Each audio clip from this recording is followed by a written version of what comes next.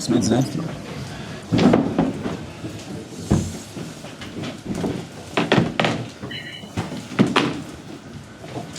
Okay, cool, ready? If you have a question, raise your hand and we'll come to you. We'll kick off with Alex from the BBC. Hi Mikel, congratulations. Thank you. It felt like a big win, especially at a place where it's been difficult for you to come last couple of seasons. Yeah, the recent history was in our favour, and we wanted to change that, like we did against Newcastle and West Ham at home. And that's another step, having that mindset and that ability to win this kind of matches against a really good opposition, a really difficult place to come, and especially the first 10-15 minutes, it took us a while to get into the game with some very unusual giveaways that has caused some transitions, and after that we started to dominate the game throughout the rest of the game much better. But we thought it's about knocking on the door against this team. They are really well organized, especially with the contest of the result is a draw. Even though they start winning, complicates the situation a lot, and the more it dragged on, I think we were better and better and managed to win the game and another clean sheet. Tom, Football London. Hi Mikel, that's the second consecutive Premier League game where you've not conceded a shot on target. It's the first time that's happened since November 2003 for Arsenal. When you're leading a game 1-0 right at the end at a place like this, I guess you sit there comfortably now then. Not comfortably, because as well it feels in this pitch like it's smaller and they are straight away on you in the box. By the big chances we didn't generate, they didn't generate any big chances. It was more the feeling sometimes, especially in the first half with the giveaways, and because they have a lot of players with a lot of quality in the final third, and Jimenez in the box with a real threat, and 1-0, there is not enough. Charlie from The Sun. How important is it for you to sort of grind out these wins? Probably you could argue your third win away from home where you may not play to your best, but that must really please you that you're just sort of really grinding out. Yeah, you have to play the best in relation to the opponent and the place that you have to play. That's what we have to play. The best against Atletico Madrid is going to be different to the best of today, and make sure that we are able to take the game into those areas that is going to favor our possibility to win the game, and we continue to try to improve. James, CBS. Hi Mikel, maybe a challenging match for Eberechi. Could you reflect on how difficult it is for someone coming into this club to learn playing in those spaces as a number 10 against this sort of mid-block, which is something he's not really going to run into a lot at Palace?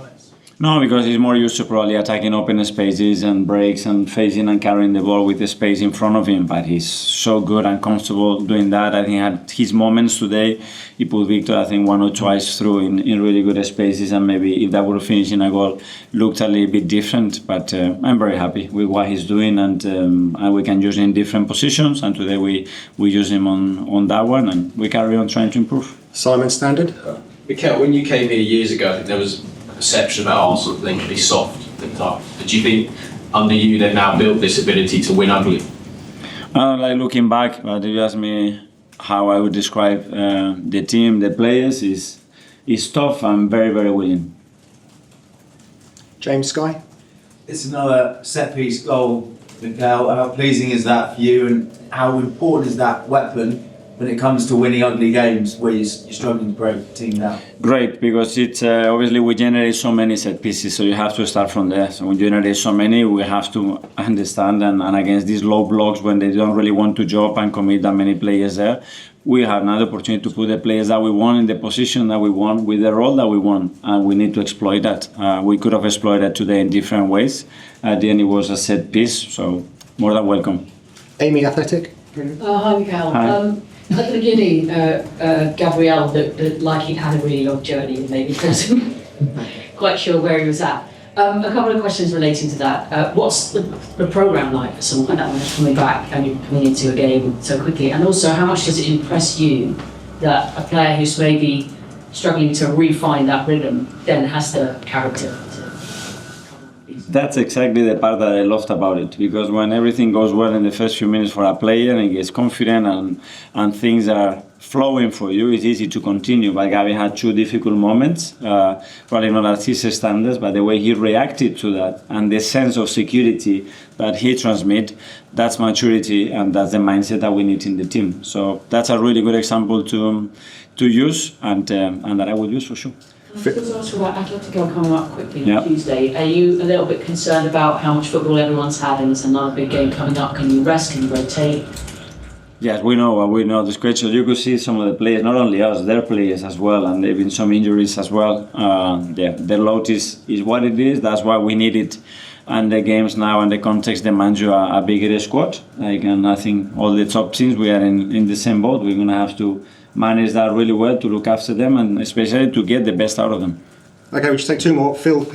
Right. Hi, Mikel. Yeah. Just say you'd have another chance to score from the spot, but it got overturned. The penalty got overturned. Yeah. Just your view on that. And obviously, it's another game without a goal for Victor, although he had 2 shots on target. So just to get your view on that too. Yeah, regarding the penalty, I was getting a bit animated because obviously if it's clear and obvious or not, that's why VAR has to intervene, and it was taking so long, and then Anthony as well, it was taking so long. Then he explained the reason why it took so long in the screen. It was nothing to do with the process, it was the screen that wasn't working. So that's fine. I think what I heard is that probably wasn't a penalty, so probably they made the right decision, and I was just animated because of the process, that's it. And then finally, we'll go to Nick at the back from the haters. Hi, Mikel. Just on the goal, Leandro Trossard again, he has a habit of scoring good goals and he's probably got to stand up. That he has this quality to create these magic moments when the team needs the most, and that intuition, and he's in the right place in the right moment, and that's a huge quality for the team and a massive weapon for us. So really happy. I think he's been very, very good in recent weeks, and now we have a lot of players in a really high emotional state and performance level, which is really good to see. Thanks, everyone. Yeah, thank you.